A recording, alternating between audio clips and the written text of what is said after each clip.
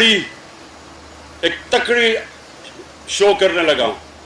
मैं अभी बताऊंगा नहीं कि वो है क्या, लेकिन करने लगा हूं। मैं आप सबको कहता हूं कि आपने उसके अंदर शिरकत करनी है,